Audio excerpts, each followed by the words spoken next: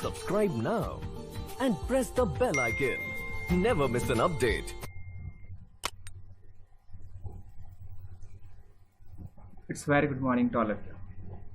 मैं Shyam sir Gurukul academy की live classes में आप सभी का बहुत बहुत स्वागत करता हूँ। जैसे कि हम लोगों ने पहले आपको बताया था कि एसएससी की तरफ से एक नया नोटिफिकेशन आने वाला है और काफ़ी दिनों के बाद आज एक नया नोटिफिकेशन आया है। और ये नया नोटिफिकेशन किसके बारे में? ये है आपका दिल्ली कांस्टेबल पुलिस एग्जामिनेशन 2020 के बारे में। तो देखिए, बहुत दिनों से हम लोग इसकी बात कर रहे थे। पहले भी हम लोगों ने बात करी थी कि एसएससी एक नया नोटिफिकेशन इस साल लाने वाला है, क्योंकि एसएससी में अभी तक कोई वैकेंसीज नहीं आई थी। इससे पहले सीजीएल हमारा हुआ था, सीएचएसएल की कुछ वैकेंसीज जो थी उसके एग्ज़ाम हुए थे। अभी जो सबसे इम्पोर्टेंट जो था कांस्टेबल, एसएससी कांस्टेबल जो आ रहा था, वो इस बार अभी उसकी डेट आ चुकी। तो देखिए, इसके बारे में हम लोग पूरी जानकारी लेने वाले हैं कि इसके लिए क्या एज क्राइटेरिया है, क्या एजुकेशन क्वालिफिकेशन है, क्या आपका फिजिकल टेस्ट रहेगा, कब एग्ज़ाम होनी, कब फॉर्म भराने, ठीक। ये सारी डिटेल्स हम लोग देखने वाले इस वीडियो में। इसके लिए सबसे मेन जो आपका क्राइटेरिया, आपका फिजिकल फिटनेस जो आपका क्या है, वो सारा हम लोग इस वीडियो के माध्यम से देखा जाए। तो सबसे पहले शुरुआत करेंगे कि सबसे पहली जो है हमारी आज की जो वैकेंसीज जिसके बारे में हम लोग डिस्कस कर रहे हैं, वो है आपका दिल्ली कांस्टेबल मेल और फीमेल। देखिए, यहाँ पर इस बार क्या किया गया है कि इस बार फीमेल को भी क्या थोड़ा सा इसमें फीमेल का भी आपका यहाँ पे पार्टिसिपेशन दिया गया, क्योंकि एज बिफोर क्या होता था कि मेल के लिए जो एसएससी कांस्टेबल के लिए जो निकालती थी वैकेंसी, पर इस बार क्या हुआ, फीमेल के लिए भी आया। तो शुरुआत करेंगे। देखिए, सबसे पहले कि ये जो वैकेंसीज किसके द्वारा निकाली गई, वो अगर हम लोग देखते थे एक एसएससी के द्वारा वैकेंसीज निकाली गई है। भाई, एसएससी ने इस बार जो वैकेंसीज निकाली है वो क्या है, आपका कांस्टेबल के लिए वैकेंसीज निकाली हुई है। और जिसमें हम लोग यहाँ पर बात करेंगे तो दिल्ली कांस्टेबल की वैकेंसीज, ठीक। ये तो पहली चीज़ हमारी आ गई कि भाई वैकेंसी किसके बारे में, तो ये दिल्ली कांस्टेबल में वैकेंसीज है और ये है मेल और फीमेल दोनों के लिए। भाई, कब आपका नोटिफिकेशन आया, तो नोटिफिकेशन जो आया हुआ आपका 1/8/2020 को, आज कल हमारे जो नोटिफिकेशन आया है। अब पूरा डिटेल हम लोग देखने वाले हैं कि इस नोटिफिकेशन में क्या दिया गया है आपको, और एक्चुअल में इसका जो है आपका कब एग्ज़ाम होना है और क्या आपका एज क्राइटेरिया है। तो शुरुआत करते देखिए। अभी अगर हम आगे देखते हैं तो फॉर्म कब से फिल होने वाले वो और देख लेते हैं, ठीक है। देखिए, फॉर्म अगर हम लोग फॉर्म की बात करें तो सबसे पहले आप देख रहे हैं यहाँ पे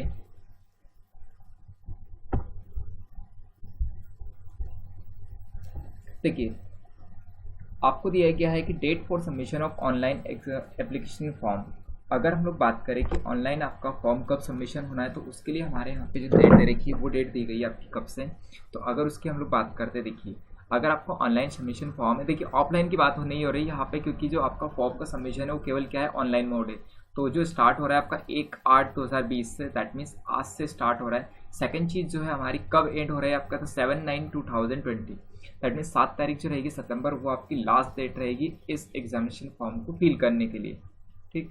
अब देखिए, नेक्स्ट में एक और कहा गया आपको यहाँ पे लास्ट कर हम लोग एक और बात करते हैं। तो देखिए, आपको और कहा गया है कि last date for timing for making online fee payment. अगर आपको लास्ट में फी पेमेंट का और ऑप्शन है तो वो दिया गया है कि आपका लास्ट फीस पेमेंट जो रहेगा 9 तारीख का रहेगा सितंबर।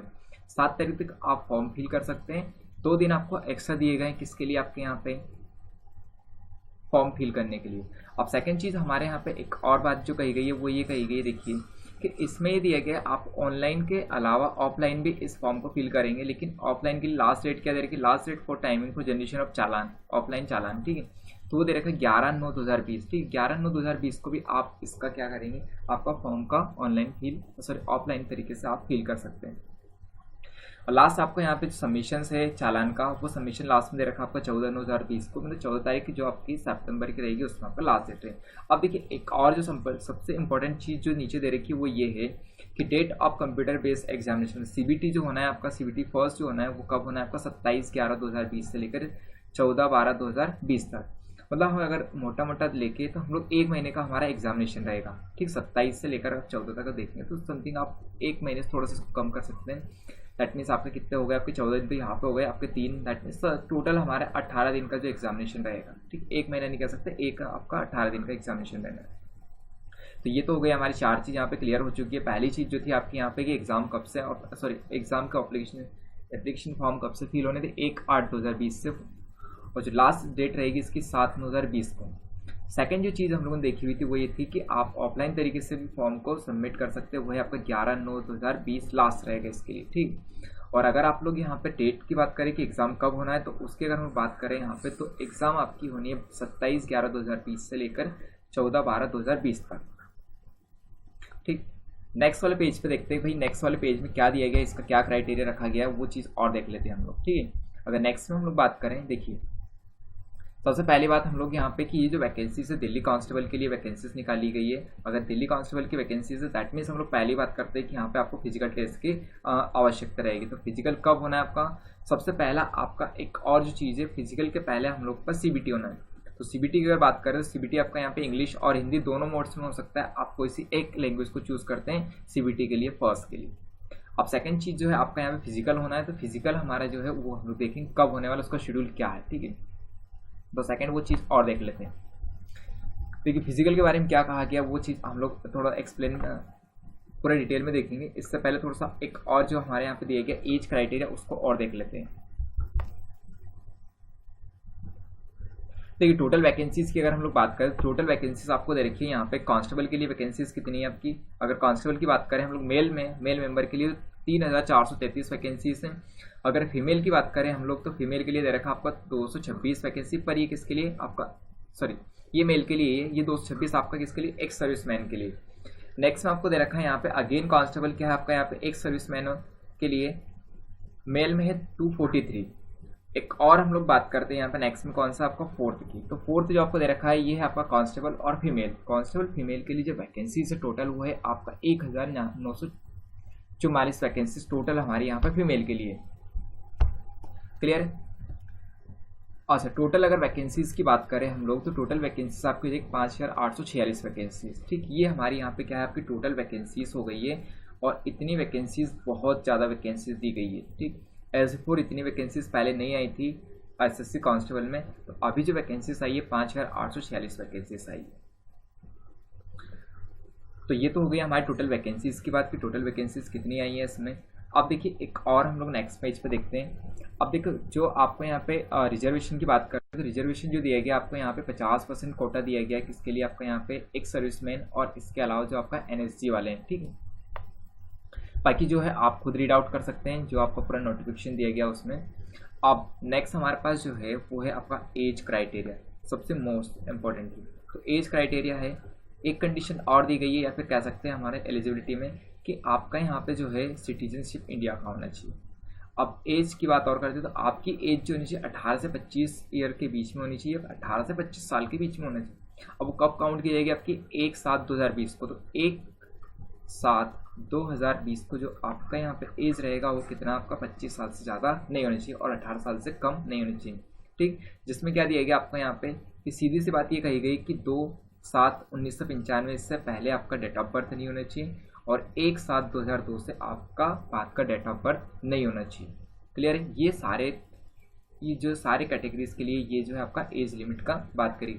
अब देखिए इसमें कुछ रिलैक्सेशन की बात कही गई, तो रिलैक्सेशन क्या दिया गया, अगर SC ST OBC और जो शेड्यूल आपके जो शेड्यूल कास्ट वाले हैं उनके लिए कुछ आपका रिलैक्सेशन दिया गया, तो वो और देखते हैं। अभी रिलैक्सेशन की अगर बात करेंगे हम लोग, तो रिलैक्सेशन में क्या दिया गया देखिए कि कुछ आपका यहाँ पे रिलैक्सेशन से, और रिलैक्सेशन में क्या है कि कैटेगरी में आपको दिया गया है यहाँ पे सबसे फर्स्ट की अगर बात करें हम लोग, तो SC और ST को 5 साल की छूट है। SC और ST को 5 साल की छूट है, इसका मतलब क्या है कि आपकी एज 25 साल से लेकर आपका 30 साल हो जाएगी। क्यों? क्योंकि 25 से 5 अगर आप ऐड करते हैं तो आपकी जो एज में रिलैक्सेशन है 5 साल का है। ठीक, OBC की अगर हम लोग बात करें तो उनको 3 साल का रिलैक्सेशन है। दैट मीन्स आप 25 में 3 और जोड़ दिए तो ये हो जाएगा आपका 28 साल तक आप इस वैकेंसीज के लिए क्या है एलिजिबल है। अब देखिए नेक्स्ट आपको थर्ड जो पैराम दिया गया वो क्या है आपका स्पोर्ट्समैन के लिए दिया गया, जिसने नेशनल लेवल का या फिर स्टेट लेवल का या फिर आपका इंटरनेशनल लेवल का जिसके पास क्या है आपका सर्टिफिकेट है, तो उनके लिए 5 साल की क्या दिए गए इसमें छूट दी गई है। ठीक, अब स्पोर्ट्समैन जो डिस्टिंक्शन के साथ है जो इंटरनेशनल लेवल पर उनके लिए 10 साल की छूट है इसमें। ठीक, नेक्स्ट में और देखते हैं नेक्स्ट में क्या दिया गया इस वैकेंसीज में, वो और देखते हैं। नेक्स्ट की अगर हम लोग बात करें तो ये तो हो गया हमारे पास एज क्राइटेरिया। अब नेक्स्ट में जो दिया गया आपका वो है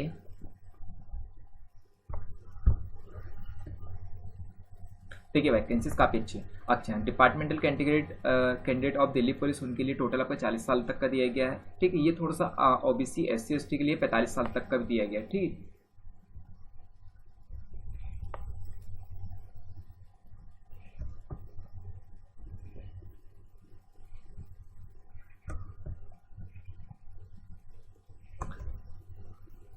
ओके देखिए नेक्स्ट में हम लोग बात करते हैं अभी। ओके एजुकेशन क्वालिफिकेशन की बात कर लेते हैं। अगर एजुकेशन क्वालिफिकेशन की बात करें तो यहाँ पर पैरा नंबर 7 में दिया गया आपको यहाँ पे कि age on 7/9/2020 age on closing date of receipt application online form. अब देखिए सबसे पहला आपको ये दिया गया है यहाँ पे कि अगर हम लोग यहाँ पर देखें तो सबसे पहले दिया गया आपको यहाँ पे 10+2 होना चाहिए, ठीक, फ्रॉम अ रिकॉग्नाइज बोर्ड, ठीक है। दैट मीन सीधी सी बात ये है कि आप 12वीं पास होना चाहिए इस एग्जाम के लिए। अब सेकंड आपका यहाँ पे और दिया गया है कि सीधी सी बात है, आपको यहाँ पे कोई और रिक्वायरमेंट नहीं दी गई है कि candidate should be have the 10+2 to pass from the any recognize university. तो ये हो गया आपका एजुकेशन क्वालिफिकेशन, मतलब जो भी आपका या जो भी बच्चे जो है 12th पास है वो सारे क्या है इस एग्ज़ाम के लिए एलिजिबल है। तो 12th पास जो भी हैं वो सारे इस एग्ज़ाम को फिल कर सकते हैं, इस एग्ज़ाम के लिए फॉर्म को फिल कर सकते हैं।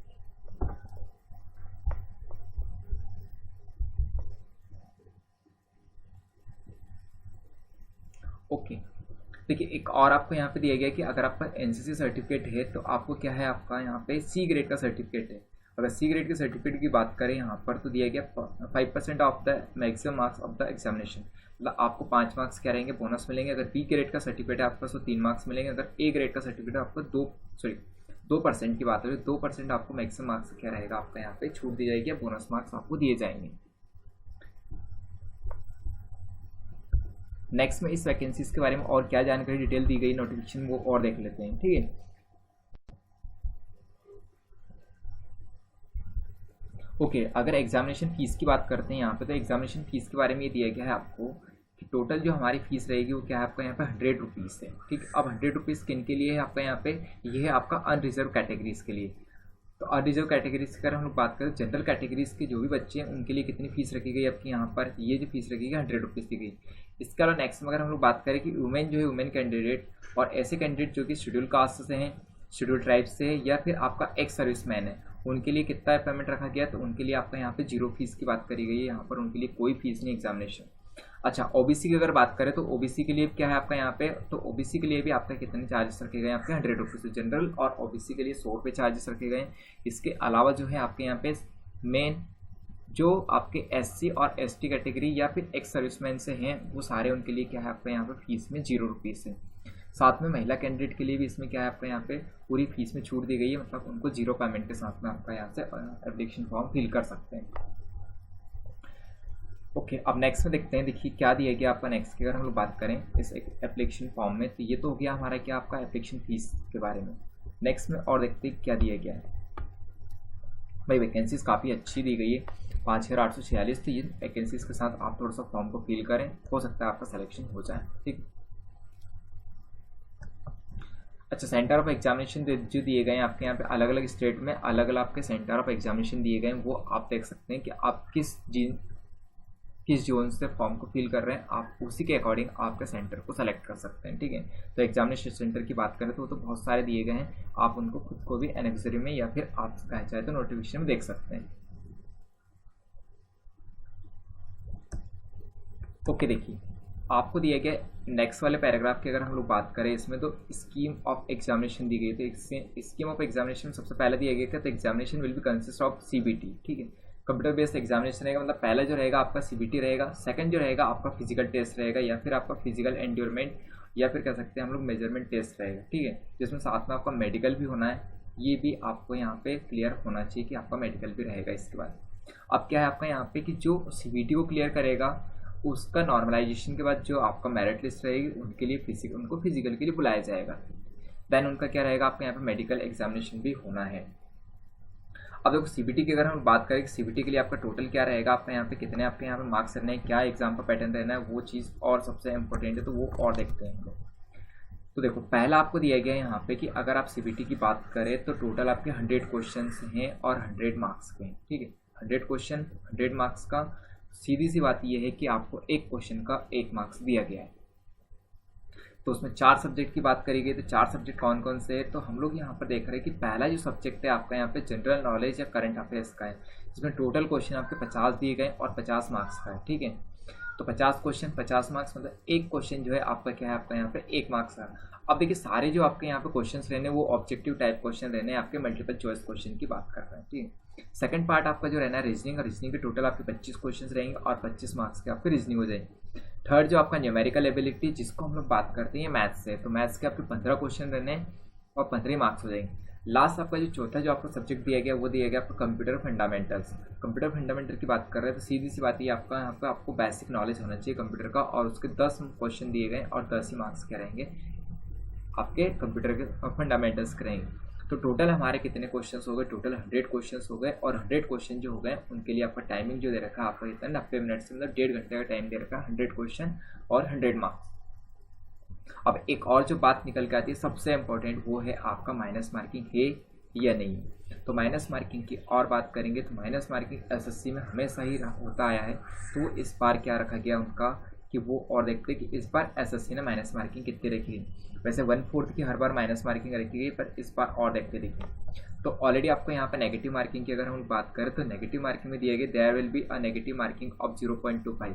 दैट मीन्स आपका रॉन्ग आंसर के लिए 1/4 की आपकी यहाँ पे नेगेटिव मार्किंग रखी गई। तो 1/4 जो है आपका यहाँ पे नेगेटिव मार्किंग की रखी गई। इसका मतलब ये कि अगर जो क्वेश्चंस आपको नहीं बनते आप उन क्वेश्चन को छोड़ दीजिए। क्यों? क्योंकि अगर आप क्वेश्चन बनाएंगे तो आपके अगर गलत होता है तो दैट मीन्स आपके 1/4 नंबर जो रहेंगे आपके काट लिए जाएंगे। क्लियर है सारे लोग? अब देखो सीबीटी जो होना है आपका यहाँ पे इंग्लिश और हिंदी दोनों आपके लैंग्वेज में होना है। क्लियर? तो दोनों आपके लैंग्वेज जो रहेगी इसके लिए सीबीटी फर्स्ट के लिए आपकी यहाँ पे दी गई है। तो ये तो हो गई हमारी सीबीटी फर्स्ट के बारे में जानकारी कि इसमें आपके टोटल कितने पेपर्स होने, क्या क्या सब्जेक्ट होना है, तो और क्या आपका टाइमिंग है, और क्या इसके लिए आपका यहाँ पे नेगेटिव मार्किंग है या नहीं है। ठीक है, तो सीधी सी बात ये है कि नेगेटिव मार्किंग रखी गई है, पर 1/4 की नेगेटिव मार्किंग रखी गई है। अच्छा नेक्स्ट में आते हैं। नेक्स्ट में क्या दिया गया पूरे आपका यहाँ पे देखिए। अच्छा सिलेबस की बात करते हैं। देखो सिलेबस में आपको और दिया गया है कि सिलेबस अगर हम लोग देखते हैं यहाँ पर तो आपको सिलेबस में दिया गया आपका यहाँ पे जनरल नॉलेज में आपका करंट अफेयर्स भी दोनों पूछेंगे। रीजनिंग जो दिया गया आपका यहाँ पे, तो रीजनिंग में आपका यहाँ पे देखिए पूरा आपका रीजनिंग जो रहेगा, आपका जो रीजनिंग पहले से एसएससी ने डिसाइड किया हो वही रीजनिंग के टॉपिक्स पूरे आएंगे, ठीक, जो पहले से आते आए। ठीक है, न्यूमेरिकल एबिलिटी में क्या रहेगा आपका पूरा मैथ्स का जो भी आपका यहाँ पे कॉम्पिटिटिव एग्जाम्स के लिए आपका होता है, जो मैथ्स पूछा था उसी मैथ्स की हम लोग बात करें, और वो भी रहेगा आपका 10th लेवल का। कंप्यूटर जो फंडामेंटल है उसमें पूरा आपका बेसिक ऑपरेशन पूछा जाएगा कि भाई आपका एमएस वर्ड में कैसे काम होता है, एमएस एक्सेल में कैसे होता है, इंटरनेट पे कम्युनिकेशन में, या फिर आपका यहाँ पर नेक्स्ट में दिया गया वेब ब्राउजर हम लोग किस तरह से सर्व करते हैं। तो ये जो है आपका यहाँ पर सिलेबस रहना है। ठीक, तो ये तो हो गया आपका क्या, आपका सीबीटी फर्स्ट का सिलेबस। अब एक और जो इम्पोर्टेंट बात ये कही गई है कि जो भी आपका सिलेबस रहेगा उसका जो रहेगा आपका क्राइटेरिया वो क्या रहेगा आपका मैट्रिकुलेशन, मतलब फिर 10th लेवल का आपका मैथ्स या फिर पूरा आपका यहाँ पे सिलेबस 10th लेवल का रहना है। ये हो गया हमारा सीबीटी फर्स्ट के बारे में जानकारी। सीबीटी सेकंड नहीं होना है। सीबीटी सेकंड की जगह इसमें क्या है आपका फिजिकल आपका मेजरमेंट होना है। तो फिजिकल अगर मेजरमेंट होना है तो फिजिकल मेजरमेंट को और देखते हैं कि उसके लिए क्या आपको रिक्वायर्ड है। तो देखिए फिजिकल मेजरमेंट में आपको दिया गया है कि पहला आपका यहाँ पे कि आपको सबसे पहला जो दे रखा है आपका यहाँ पे कि एज जो है आपका यहाँ पे अप टू 30 साल तक के लिए, ठीक है, ऐसे व्यक्ति जो 30 साल तक के, अभी 30 साल क्यों कहा गया है क्योंकि आपको कुछ कैटेगरीज ऐसी हैं जिनमें आपको कहीं ना कहीं रिलैक्सेशन दिए गए हैं, जैसे एससी और एसटी को 5 साल का रिलैक्सेशन से। ठीक, अब नेक्स्ट अगर हम लोग ओबीसी की बात करें तो उनको 3 साल का है, तो उनके लिए भी इसलिए टोटल आपको 30 साल दिए गए। तो अगर 30 साल है तो पहला आपका रखा गया रनिंग या रेस, 1600 मीटर की आपकी रनिंग रखी गई है। दैट मीन्स 1.6 किलोमीटर की आपकी रनिंग है, और वो आपको कंप्लीट करनी है यहाँ पर कितने 6 मिनट में। सेकंड जो है हमारे यहाँ पे वो रखा गया आपका लॉन्ग जंप। लॉन्ग जंप जो है आपको 14 फीट रखा गया है कि आपको लॉन्ग जंप जो है आपको 14 फीट कूदना है। हाई जंप की अगर हम लोग बात करें यहाँ पर इस कैटेगरी में तो 3.9 मतलब 3 फीट आपको यहाँ पर 3 फीट 9 इंच टोटल आपको यहाँ पे हाई जंप आपको कूदना है। किसके लिए? ये आपका मेल मेंबर के लिए बात हो रही है। ठीक ठीक, टोटल आपको ऑलरेडी यहाँ पे जो दे रखा है ये किसके लिए कैटेगरी से मेल मेंबर की बात हो रही है, फीमेल की बात हम लोग बिल्कुल नहीं कर रहे हैं इस वाले आपका यहाँ पे फिजिकल में अभी। देखिए अब नेक्स्ट हम लोग देखते हैं तो नेक्स्ट में क्या है आपका यहाँ पे सर। अब देखिए अबव आपका 30 to 40 ईयर्स के लिए बात करें, 30 से 40 साल के लिए दिया गया उनको क्या थोड़ा सा रिलैक्सेशन है। रिलैक्सेशन क्या दिया गया इसमें देखिए, अगर उनकी अगर आप बात करेंगे यहाँ पे तो थोड़ा सा रिलैक्सेशन ये है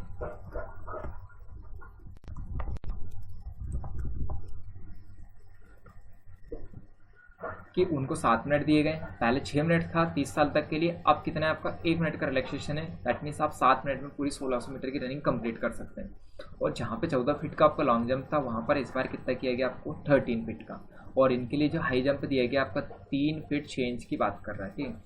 और 40 साल से जो ऊपर है उनके लिए दिया गया आपका यहाँ पे 8 मिनट, और 12 फीट को उनको लॉन्ग जंप है, और आपका यहाँ पे 3.3 आपका फीट की जो है आपकी क्या है यहाँ पे हाई जंप है।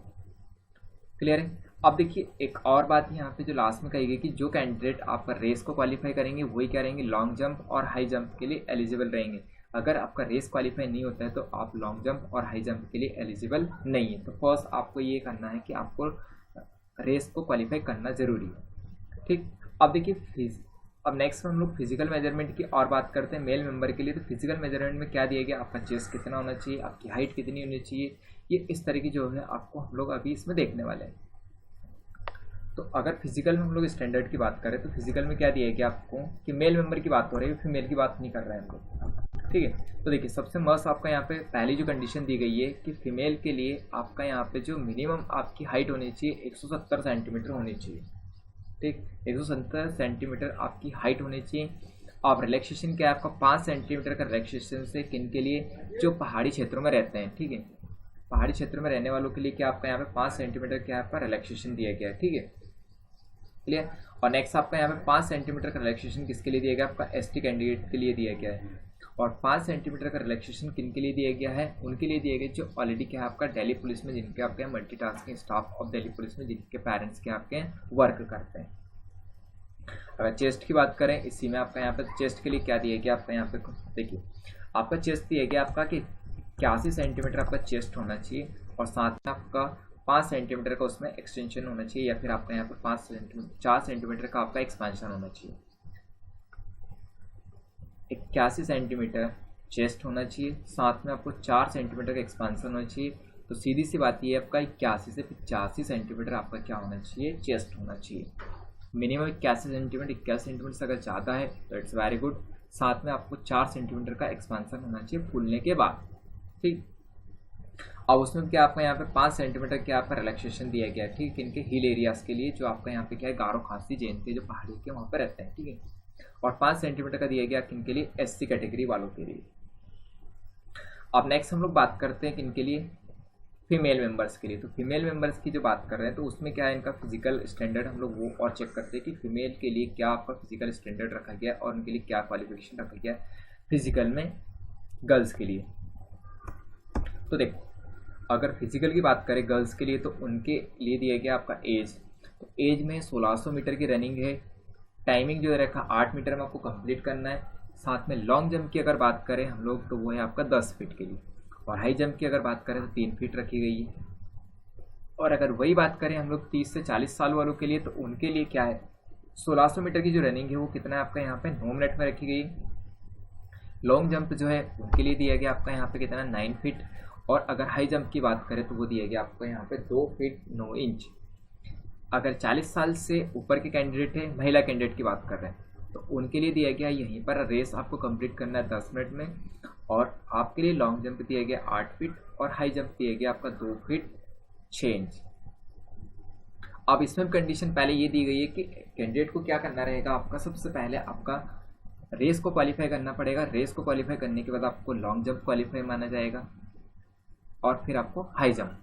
तो सबसे पहले आपको रेस क्वालिफाई करनी है, रेस क्वालिफाई करने के बाद आपका लॉन्ग जंप, और फिर आपका हाई जंप होगा। अगर आप रेस क्वालिफाई नहीं करते हैं तो आपको लॉन्ग जंप और हाई जंप के लिए आप उसमें एलिजिबल नहीं रहेंगे। तो ये तो हो गई किन के लिए आपका यहाँ पे फीमेल मेंबर्स हैं। अब देखिए एक और जो सबसे इम्पोर्टेंट बात ये कहेगी कि अधिकतर जो फीमेल कैंडिडेट के लिए जो आपका बात है वो सबसे इम्पोर्टेंट चीज़ ये कि जो भी फीमेल कैंडिडेट प्रेग्नेंट है, ठीक है, female candidate who are pregnant at the time of PO or MT will not be allowed for the physical endurance test। That means सीधी सी बात ये है कि जो भी महिला प्रेग्नेंट है या गर्भवती है वो इस टेस्ट के लिए एलिजिबल नहीं है राइट नाउ। अगर वो फिजिकल टेस्ट देने आते हैं और अगर उसमें आप प्रेग्नेंट पाए जाते हैं तो आप उसके लिए एलिजिबल नहीं है।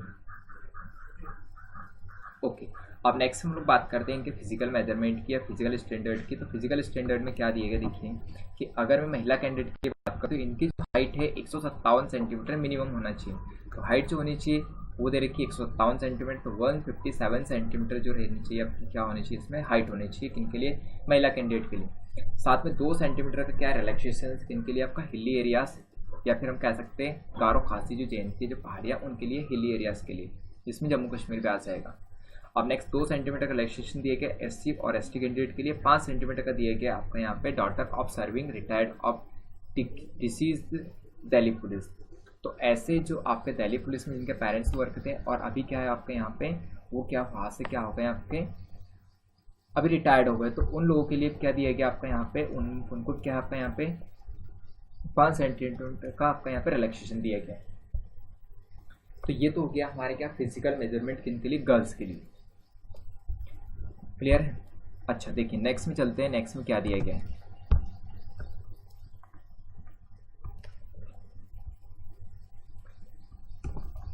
अच्छा नेक्स्ट आपको दिया गया है यहाँ पे क्या है आपका मेडिकल स्टैंडर्ड। अब मेडिकल स्टैंडर्ड जो है आपका गर्ल्स और आपका बॉयज़ दोनों के लिए क्या है आपका, दोनों के लिए आपका यहाँ पे सेम है, ठीक है।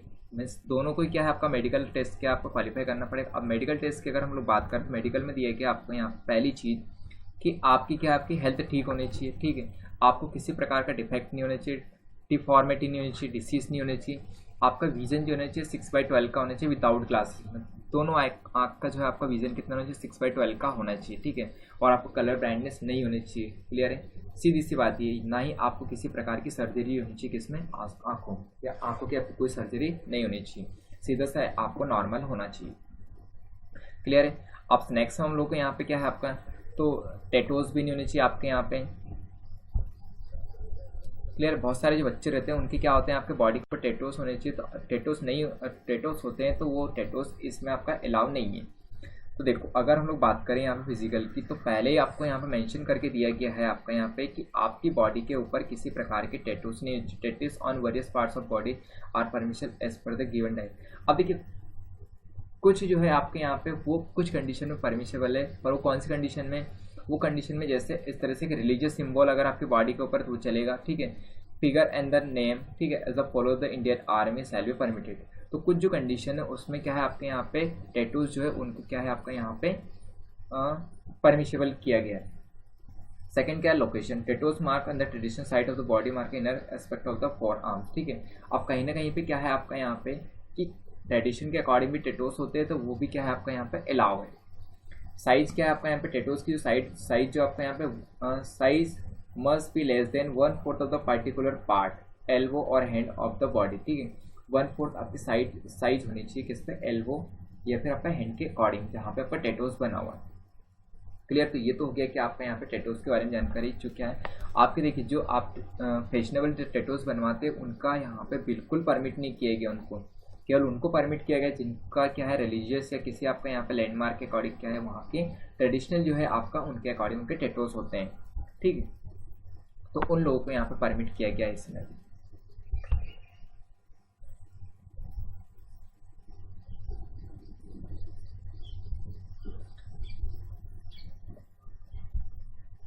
अच्छा लास्ट रहेगा आपका डॉक्यूमेंट वेरिफिकेशन होना है मेडिकल के बाद में।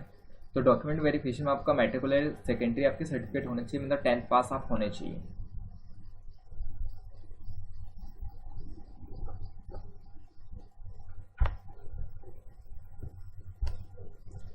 और क्या दिया गया आपका यहाँ पे सर, थोड़ा सा और दिखाया जाए बच्चों को।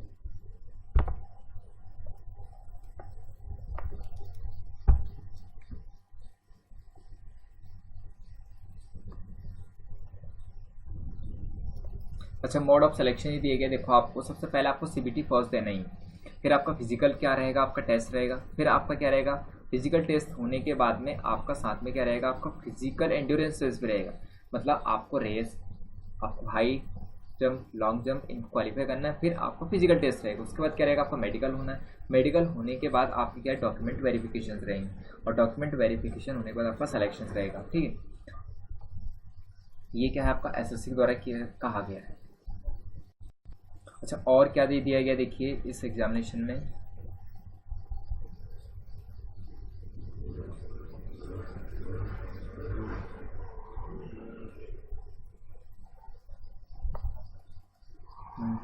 अच्छा एग्जामिनेशन कब होना है वो ऑलरेडी हो चुका है यहाँ पे।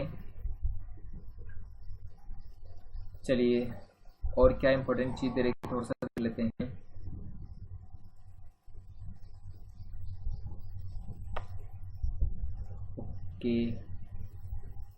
ओके, ये था इम्पोर्टेंट चीज़ जो दे रखी थी अभी तक। चलिए, और बाकी तो नॉर्मल सी चीज़ है। अगर कोई डाउट आपको रह गया तो आप कमेंट बॉक्स में मेरे से पूछ सकते हैं कि भाई इसमें क्या क्या आपका और क्या चाहिए, ठीक है। तो पूरा डिटेल हम लोग यहाँ पर देख सकते हैं, कहाँ पर आपका एसएससी की साइट के ऊपर। और तो ये था आज की जो नई वैकेंसीज आई है, इसके बारे में पूरी इन्फॉर्मेशन कि एज क्राइटेरिया क्या है, फिजिकल क्या है आपका यहाँ पे, साथ में आपको यहाँ पे कब एग्ज़ाम होने, कब फॉर्म बनाने, ये पूरी जानकारी हम लोग देखी। अभी नेक्स्ट हम लोग एक वीडियो और लेके आएंगे जिसमें क्या है कि आप एप्लीकेशन फॉर्म को किस तरह से फिल कर सकते हैं, ये इसके बारे में टोटल आपका यहाँ पे से देखेंगे। तो सबसे पहले मेरा यही कहना है कि जो भी लोग एसएससी के लिए तैयारी कर रहे थे, एसएससी में आपका अभी कांस्टेबल के लिए जो तैयारी कर रहे हैं उनके लिए बहुत अच्छी अपॉर्चुनिटी निकल के आई है। और लॉकडाउन के बाद या कोरोना में काल में ये सबसे ज़्यादा अच्छी गुड न्यूज़ है उन लोगों के लिए जो कहीं ना कहीं तैयारी कर रहे थे। तो पहले उन सारे लोगों को वेल विशेस, वो भी तैयारी चालू रखें। क्यों? क्योंकि एसएससी की तरफ से वैकेंसी आ गई है, जेल प्रेरित वैकेंसीज आई, तो बहुत सारी वैकेंसीज आ चुकी है, अब आप तैयारी कर सकते हैं। आर्मी में भी गर्ल्स के लिए वैकेंसीज आई है, that's why you have to the qualify the examination. तो बेस्ट ऑफ लक आज के लिए, धन्यवाद।